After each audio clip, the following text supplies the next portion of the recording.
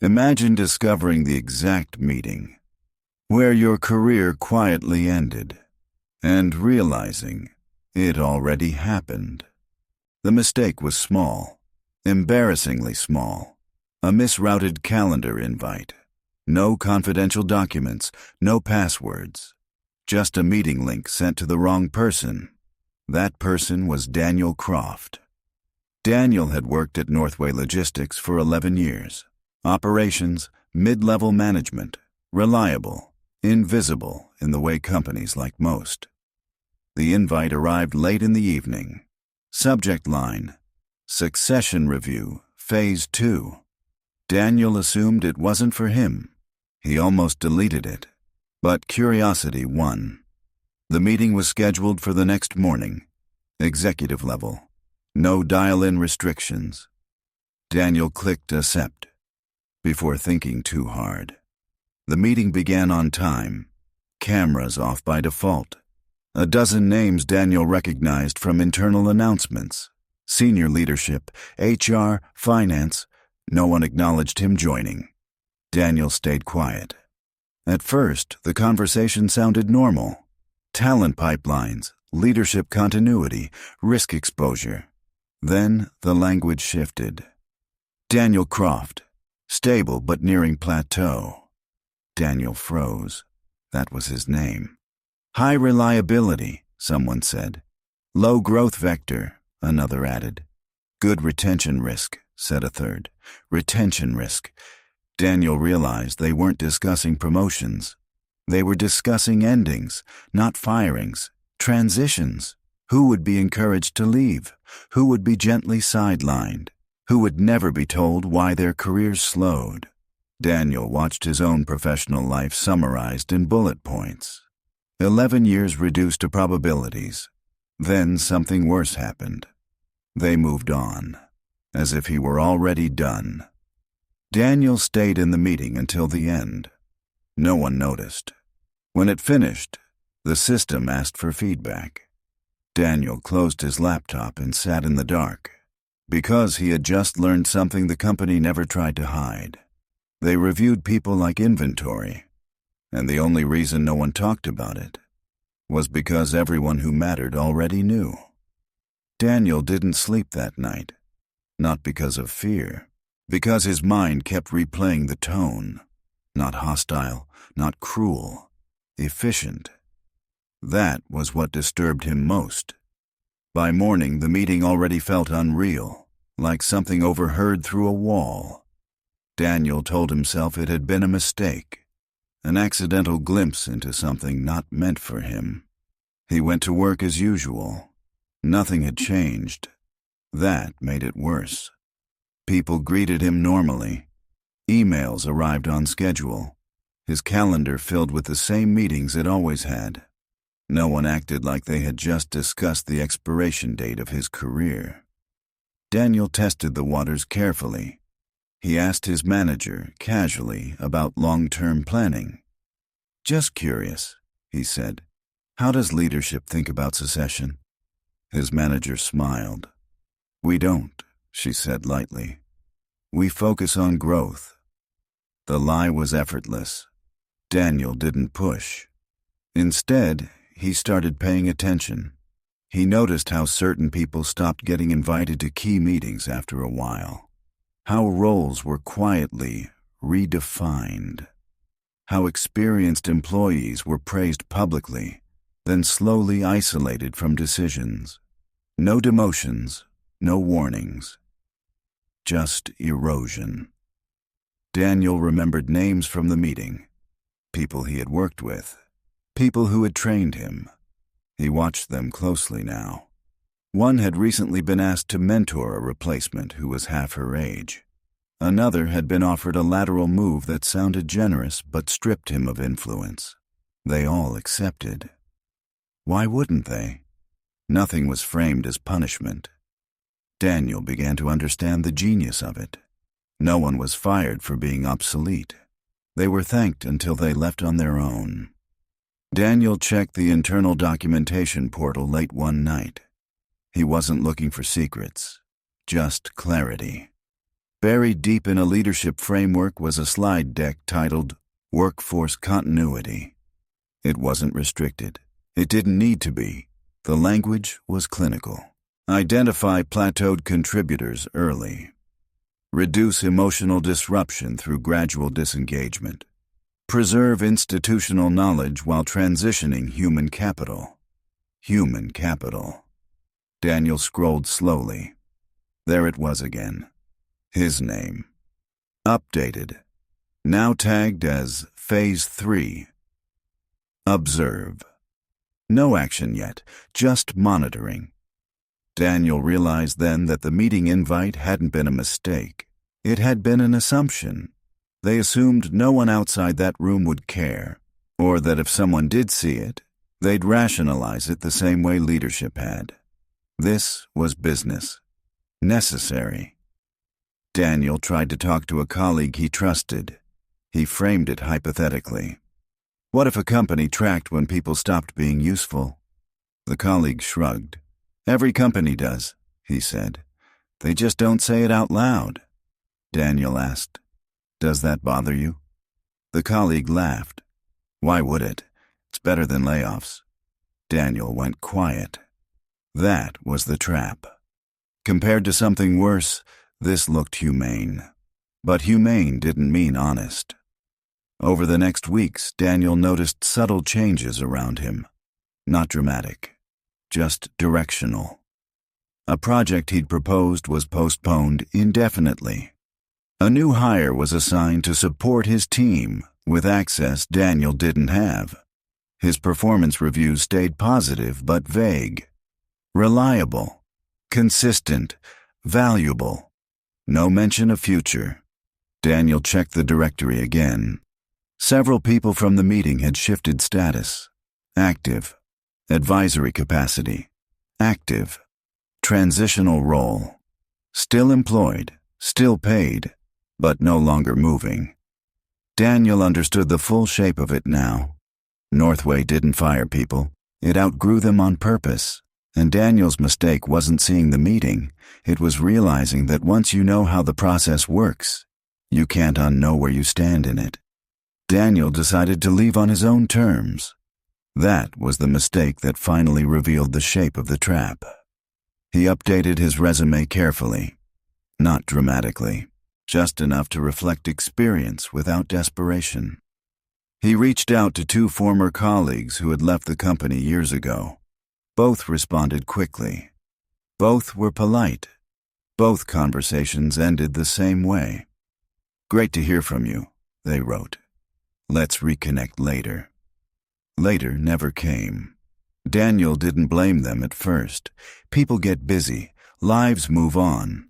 But when a third contact hesitated, then declined outright, Daniel noticed the phrasing. Your timing is complicated. That word again. Timing.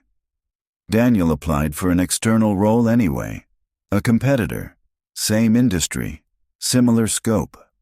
The recruiter sounded interested, then cautious, then apologetic.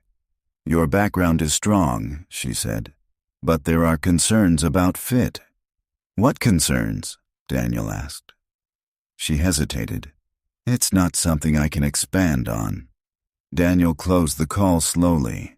He hadn't listed Northway as a reference. No one should have known. Unless...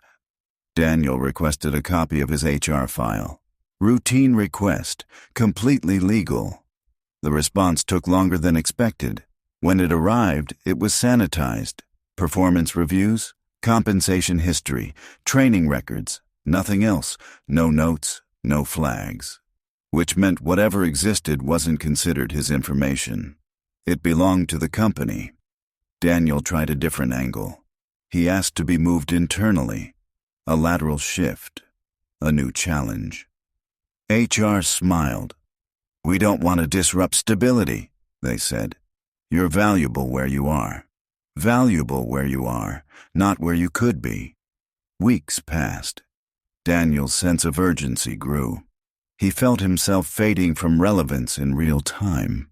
Meetings he used to influence no longer paused for his input. Decisions were announced, not discussed. Younger colleagues looked to him for context, not direction. He was becoming institutional memory. Useful, contained. Daniel noticed something else now that he was looking for it. People rarely left suddenly. Those who did had been prepared, encouraged to take time, offered consulting arrangements, given soft landings that looked generous, but none of them left angry. Because anger would have raised questions. Daniel realized the brilliance of the design. You weren't allowed to fail loudly. You were guided into silence. One afternoon, Daniel was invited to another meeting. Smaller this time. 3 people, HR, finance, someone from strategy. The tone was friendly. "We've noticed you might be feeling restless," HR said. Daniel almost laughed. Restless, as if wanting control over your future were a phase. "We want to support you," strategy added, "in a way that aligns with long-term continuity." Daniel asked the question he'd been holding. "What happens if I resign?" There was a pause, not alarm, calculation. "Of course you can," HR said, "but we'd hate to see you rush." Finance smiled. "Transitions work best when they're mutual." Mutual.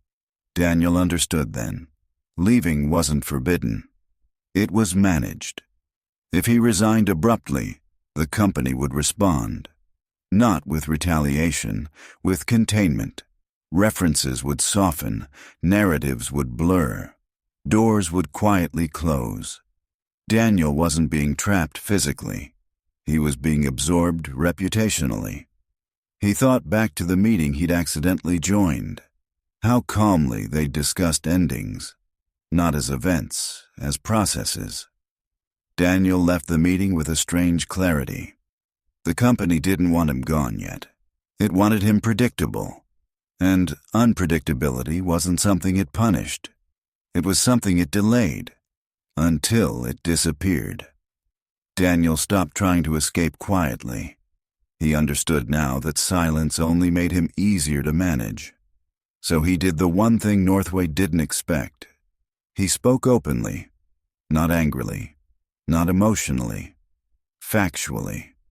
He asked questions in meetings that had no aggressive tone but forced clarity. He requested timelines instead of assurances. He asked who owned decisions instead of accepting summaries.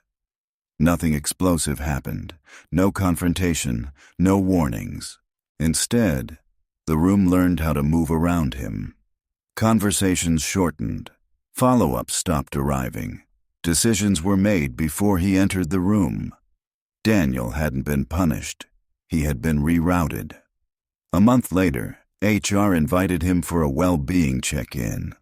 The tone was warm. "You've given so much," they said. "Have you considered slowing down?" Slowing down, as if ambition were fatigue. Daniel declined politely. 2 weeks later, his role was re-scoped. Same title, same salary, different impact. His responsibilities became advisory, his deliverables optional, his presence symbolic.